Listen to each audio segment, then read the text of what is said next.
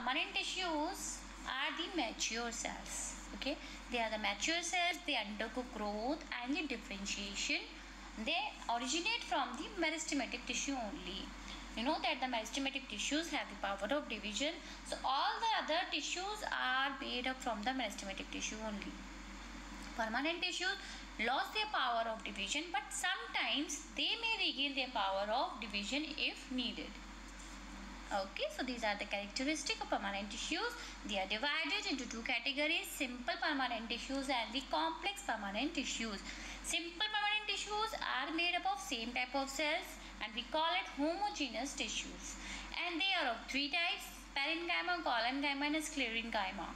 Parenchyma according to the function are arenchyma, stellate, chlorenchyma, storage, xylem and the phloem. They are present in the xylem and the phloem also. What is their function? That we will see in the complex tissue and we will focus on the complex. Okay, collenchyma, on the basis of the thickening, they are divided into three: lamellar, angular and lacunate. Sclerenchyma divided into two: sclerenchyma fibers and sclerites. So fibers and the sclerites are the division of the sclerenchyma tissues. Complex are divided into two: xylem and the phloem. Xylem contains xylem trachees, vessels, xylem fibers and the xylem parenchyma. So you can see in the xylem also parenchyma tissues are there, whereas in phloem also parenchyma tissues are there. So they contain seed elements, companion cells and phloem fibers also. So this is about the complex tissue, but we will focus on the simple tissues in this lesson, right? So here we will learn all these different types of tissues on the basis of function, location and on the basis of thickening, right? So let's learn together about the parenchyma. Parenchyma means, para means soft and chyma means tissue. So these are the soft tissues which may be oval or rounded in shape. And cells may have intercellular spaces sometimes, but if in most of the cases the intercellular spaces are absent. Cell wall is very thin and made up of cellulose. Vacuole is present and nucleus size is quite small. Cells have very dense and living protoplasm. Cells may show meristematic activity. They divide to form more cells. So they are also called the potential meristematic tissue because they divide and give rise to more cells, right? So these are the characteristics of the parenchyma tissues. They are, according to the specific function, they are arenchyma. They are present in the aquatic plants. In the aquatic plant, they provide the buoyancy to the plant so that the plants will float on the water. Okay, so these cells have air filled inside.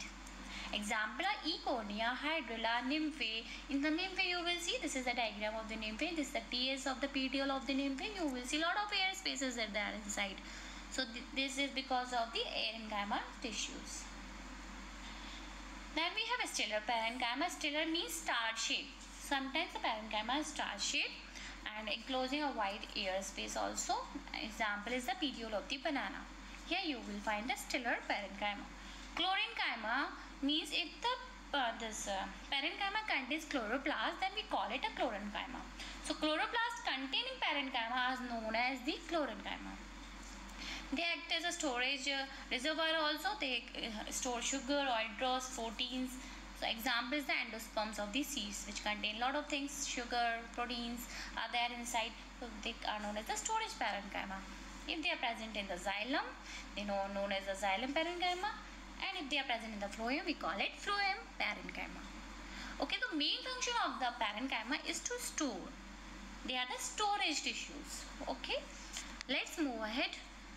Here you will see, this is the cross section of the leaf. In this you will see these are the palisade parenchyma, and here you will see that no intercellular spaces are there. They are closely attached to each other. But in the storage parenchyma, there are quite intercellular spaces present. So as I told you, sometimes they contain intercellular spaces, sometimes not. So palisade parenchyma do not contain, whereas spongy parenchyma contain the air spaces. So they help in the gaseous exchange. And the main photosynthesis takes place in the palisade. Okay, they contain chloroplast. So they are also called the chlorenchyma because they contain chloroplast also. Right? So these are the functions of parenchyma. As I told you, they contain chloroplast, so they help in photosynthesis. And the parenchyma are there means they are air spaces are there, so they provide buoyancy to the plant and also helps in the gaseous exchange. And their main function is to store the reserve food materials. So these are the functions of the parenchyma tissues. They are meristematic in nature, so parenchyma is associated with the regeneration and the wound healing. Okay, they are also associated with wound healing and regeneration. Now about the collenchyma. Collenchyma, cola means give and chyma means tissues. Cola means give, means they give mechanical strength or support to the plant. Okay, cells are quite longer than the parenchyma cells. Cell wall is thick. Why it is thick? Because of the deposition of the cellulose and pectin. So because of this layer, this deposition pectin, the intercellular spaces are absent in the collenchyma cells. So mostly the collenchyma cells are present below the epidermal.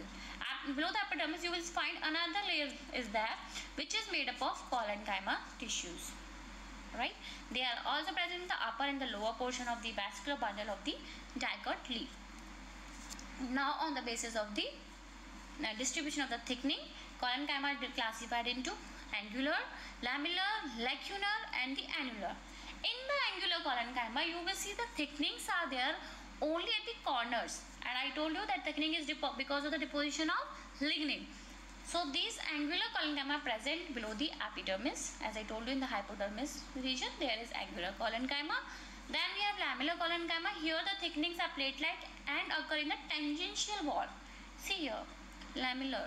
This is the diagram of the lamellar. Here you will see the thickening are there in the tangential wall. In the angular you will see the thickening are there only at the corners, right?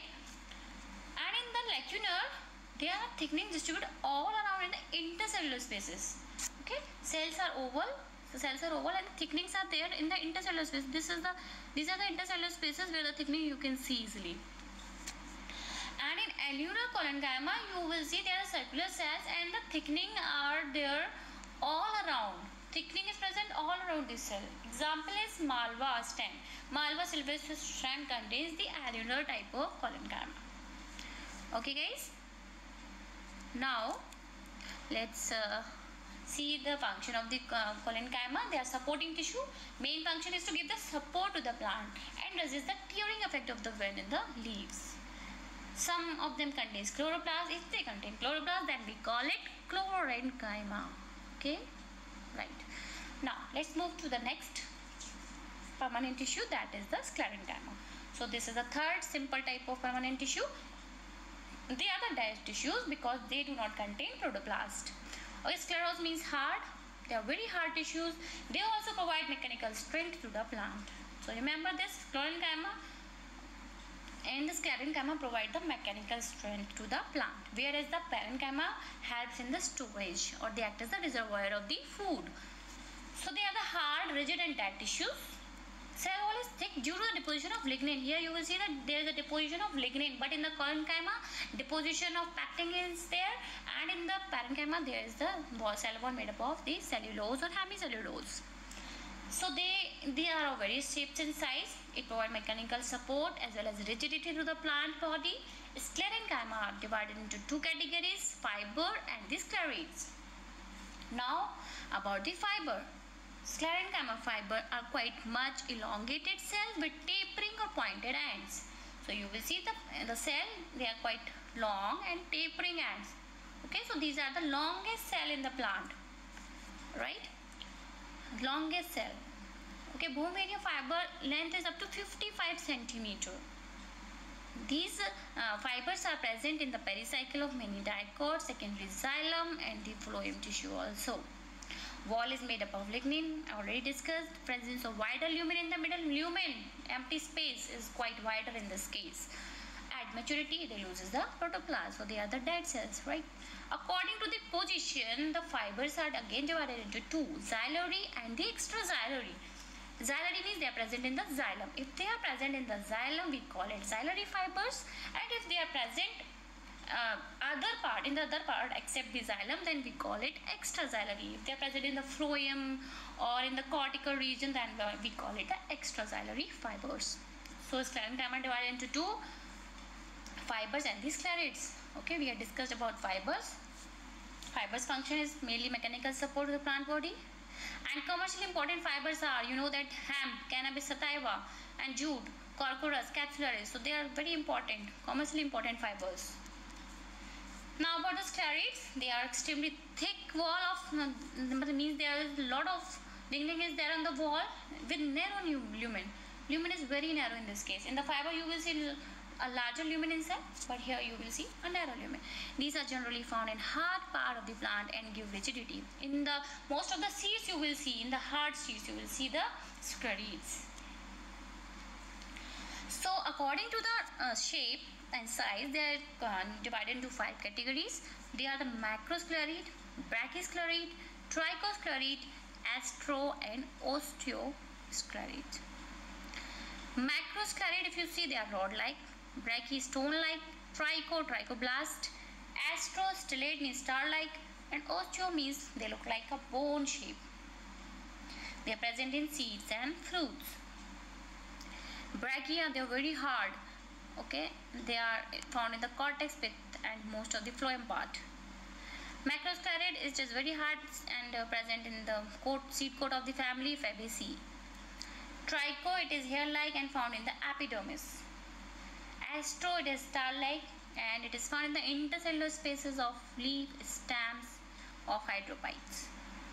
So these are the 5 groups of the sclerites: macro, brachy, tricho, astro, osteo.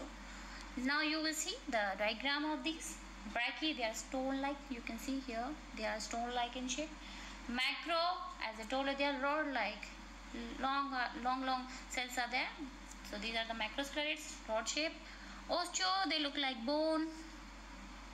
So here you can see these are the osteosclerites. They are bone in shape. Their shape is bone-like, sorry. And astro means they are star shape. So you can see here they are the star shape sclerites. Right. So this is all about sclerite. I hope again I am repeating the name in the names are clear to you. Macro, rod cell. So here these are the macrosclerites.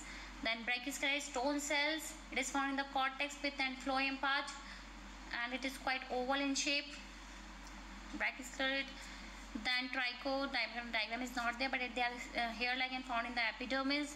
Then astrosclerite, stellate, they are star shape. It is found in the intercellular spaces of leaf and stems of the hydrophytes. So these are the astrosclerites, star shape. In some place you will see astrosclerite. And then there is osteosclerite. They are bone shape and found in the hypodermal layer of many seeds and the fruits. So this is the osteosclerite.